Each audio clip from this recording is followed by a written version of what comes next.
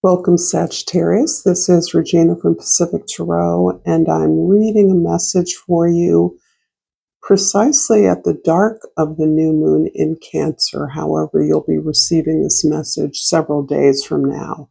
I call out this energy because it is a way of confirming that this new moon in Cancer, which has been resonating deeply in advance, will continue to resonate in a way that can be a little bit unusual for new moons.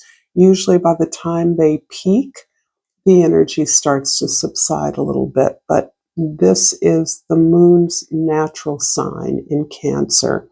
And in concert with the retrogrades that are occurring, this is amplifying our desire to pull within and redefine our relationship to our emotions, to what we see as home.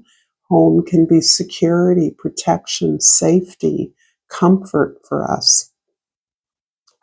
So let's get started with this message. I have pulled from the soul's journey for you forgiveness. I acknowledge that harboring resentment blocks the flow of love. And this is so very relevant in my own meditations on forgiveness, something I believed I had mastered, and yet I was still feeling that anger, that frustration, that resentment towards those I believe that had wronged me or slighted me in some way. And how can I have released this, forgiven it and myself, if I still felt these strong, triggering emotions? And what came to me was indeed that I wasn't truly releasing with love. I was not truly being compassionate towards those that I felt had wronged me.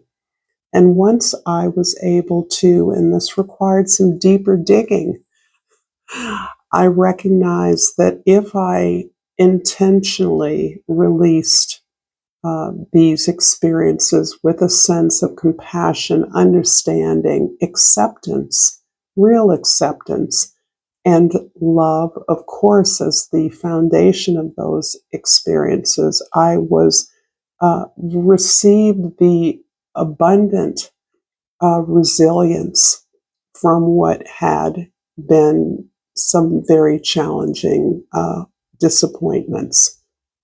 So I think that this is calling us to explore our own healing journey in deeper ways, which means softening the defenses that don't serve us. The sense that I'd been wronged wasn't serving me. It was keeping me isolated. It was alienating me from the very forces and energies that I had worked with, that I had created with, that I had been in intimate relationship with.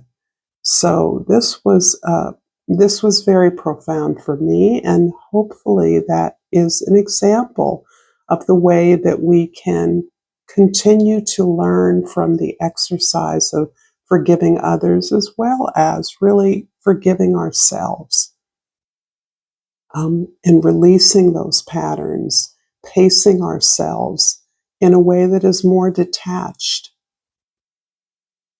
In the Crystal Spirit Oracle, I pulled the Dalmatian stone, and number 19 is the sun, the card of the sun. So I'm going to read from the guidebook because this is, I think, really helpful. Watch children playing and you're watching them learn. Serious though life may seem at times, Dalmatian Stone Spirit is calling you to embrace the absurdity of this world, to laugh and find humor in the everyday experiences that might otherwise frustrate you. All of us are here to learn, and laughter makes the lesson easier. And sometimes it even makes it stick a little better, for it can help you write a funny story to tell again and again. Remember that time? Boy, did I learn my lesson. Now's a good moment to crack a joke, to break the tension, and remind yourself that alongside trouble and hardship, dances a spirit of playfulness. This is not the time for trudging or marching, but for skipping. Sing a song, make a goofy face. Recognize that the conscious universe throws you off at times to remind you that surprises can be gifts from the invisible realms. Dalmatian Stone Spirit is calling you to lighten up and open yourself to playing with the possibilities. Who knows what you will discover as you join in on the fun? The conscious universe is not here to trick you, but to help you, for you are deeply loved. That is really, I'm moved. But the cracking in my voice is allergies. So for your present energy, the Seven of Wands, boy, this is resonating so deeply for me. The Seven of Wands is about the safe space that you have been cultivating as you come to accept and recognize that you are on your path. You don't always know where that path is leading you, and sometimes you have to stop and consider it. Explore where you are, pacing yourself. This is all about that, going at your own speed. The horse is not moving here. So you're allowed to stop and consider your boundaries, your limits, what you will accept, what you won't accept, your standards, as you are recalibrating yourself to the opportunities that you may not yet see, but you know are available to you. You feel it inside. If you're discarding patterns of relationships that used to define you or that still define you, but you recognize no longer match you, you are discovering the security within yourself that allows you to define your sacred space, the place where you can exercise your gifts, express your wisdom and knowledge, create your plans and goals, and move towards them with a plan. Then you are depending less on external circumstances to define your success, to define the opportunities that are best for you. In the past, the Four of Wands, this is lovely because this again is elevating the notion of learning as a form of play, of relationship play, of community play, of defining and creating a foundation that is the platform from which you are supported to grow, you are acknowledged to grow, and you do that for others as well, where learning is the peak expression of a life well learned, well lived, I mean. But this indicates that yes, you get it. It is with others that you create something that provides the support that you each need to expand on who you are, to move forward, to create something together that can be a beacon of use, a celebration of what you have, not just what you want, but what you have. And by celebrating, being grateful for what you have, you naturally expand that. You naturally grow that. In the future, the Chariot card is describing it's reinforcing really the idea of healthy boundaries, saying no, not allowing yourself to be distracted by those services or support you have often given freely, but you now recognize to the detriment of your own exploration, your own growth, your own success. So your job isn't to be here to fix things for others. Your job is here to be of service to others. And you can't be of service, you can't give of your best if you're always putting out someone else's fires. So this is redirecting you towards the reason that you're here, the expression of your gifts, the creation of something powerful that can be truly impactful, a way in which you express your authentic needs, your authentic desires, the things you want to pursue, not the things that others need, but the things that you want. And you're aware that this is part of a path, this is part of a process.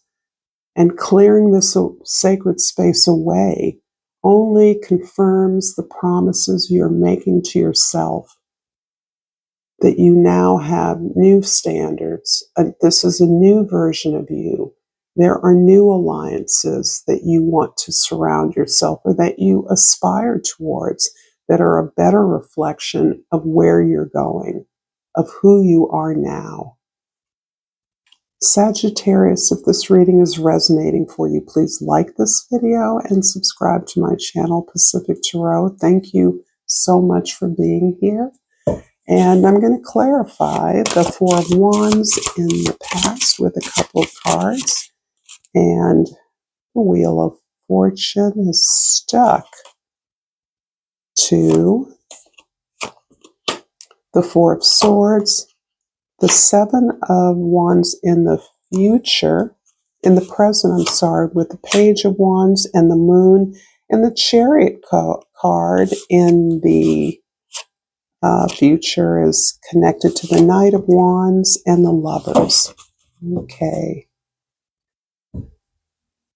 In the past, you have experienced some ups and certainly a variety of fates in building something collectively with others. This is describing, I believe, for you, a natural fit in community. As an optimist, as a natural cheerleader, in the past you have never shrunk from cheering others on, encouraging others, being optimistic about the opportunities others have or the effort that others have made. And you're now understanding that there is a new kind of foundation. These are two fours here that is essential. And this foundation that has created this possibility is this ability to recognize the patterns that were not serving you, recognizing the ways in which you perhaps hadn't forgiven yourself, hadn't forgiven others for things that you recognize were challenges, hardships, heartbreaks, but that you now understand were really gifts for you. Opportunities for you to see what you didn't want, ways for you to see that you actually had a role in creating those failures or disappointments you experienced, that you were choosing those, and you're now choosing something better, something different than what you chose in the past. So this becomes your spiritual foundation, and that is one of gratitude. But the Wheel of Fortune is saying, this took time. This took a lot of time. For many of you, this is at least a decade of healing that you've been experiencing, and particularly for you Sun Sagittarians or Rising Sun Sagittarians, it is important to realize that Pluto, the planet of our power, really, was in Capricorn previous 17 years as ending last year. And before that, Pluto was in Sagittarius. So this is a time of complete and total transformation in your life. So for some of you, this transformative process or journey has been decades in the making. So that's to forgive yourself, to be easy on yourself, to be gentle on yourself, making it funny, laughing. I have no doubt that many of you are comedians or have an incredible dry wit or love to laugh and love to make others laugh. Others may even find that your laughing is inappropriate, but sometimes you can't help it. And as my forebears would say, sometimes we have to laugh to keep from crying. So in the present, you are open, completely open to what you haven't experienced, but this is an acceptance of the work that you have done over this very long period I just referenced. this Pluto's passage for at least 30 years through your sun sign, your rising sign, previous to its previous passage through Capricorn. It is now in Aquarius, which is a lot easier for the Sagittarian energy to integrate. It is about innovation, and you have done the shadow work. You have gone into your basement. You've gone into your deepest chambers, your subconscious energies, and connected up really with the collective unconscious, the needs of all humankind, the desires we all have. And out of that has emerged a real renewal of your faith. This is a resiliency, a buoyancy that you are guarding. You are learning from this as you have bounced back, so to speak. You've engaged your ancestors, your spirit team, your cultural legacy or heritage in understanding more deeply where you came from and what resources are always available to you, how you are never alone. This is what is part of your path leading to this really new experience of the world, this new experience of your emotions, and this building up of a new relationship, a softening of your defenses. And in the future, the Chariot is really about choices that you're making, and that's an interesting thing that seems to be coming through. You're making choices that come from the heart. You are so vastly capable in many ways. You are strong, you're outgoing, you love nature, and your creativity is something that you are learning to employ in new ways. And I think that creativity is coming to you not only in the opportunities and relationships you're seeking at a new level, new standards that you realize are a better match with who you are, but you're using that creativity to engage your emotions, your participation in community in new ways. You're allowing yourself to feel safe, to trust, and always to have faith in your powerful emotions. You are powerfully protected. I don't think that there is any Sagittarian energy that is not aware of the tremendous good luck, some would call it. I don't believe in luck, but your ruling planet Jupiter is this expansive planet of things favoring you, going your way. And that is something you now recognize as your creative gifts, is a way that you retool hardships so that they are gifts, so that you recognize they're opportunities for long-term stable benefit. That's what you're looking for now. And that's why you're engaging in community, engaging in relationships while protecting your own gift, your own sacred space. So, absolutely, is there a meaningful, significant relationship on the horizon for you? Particularly if you're not looking for that, because you're busy. I think that this will come as a surprise to you. This will come as something you weren't looking for, you weren't expecting, something you're going to have to consciously make space for. And I'm going to finish this reading with botanical inspiration. And I've pulled the phlox, and the words are unanimity and harmony. He who lives in harmony with himself lives in harmony with the universe. I love that. That's Marcus Aurelius. So thank you so much again, Sagittarius, for this reading. Until next time, namaste.